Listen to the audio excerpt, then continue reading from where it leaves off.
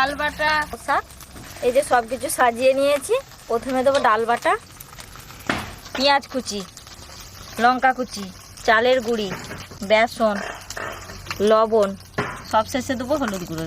এবার ভালো করে মাখিয়ে নেবো। আজ গোল গোল করে ভাজবো না, এরকম চ্যাপটা চ্যাপটা করে ভাজবো।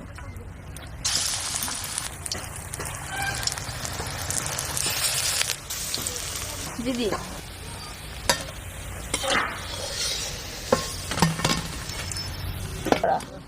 দুটো রান্না তো হয়ে গেল, কাকিমাকে নিয়ে আমরা বসে পড়েছি, এবার খাওয়া দাওয়া শুরু হবে। দিয়ে দাও আগে। হ্যাঁ, বড়াগুলো নিয়ে নাও তোমরা।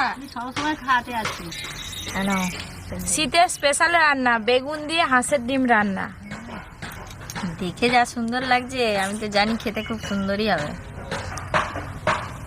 কিসের বড়া? খাও না। কাঁচা লঙ্কাগুলো মুখে পড়ছে।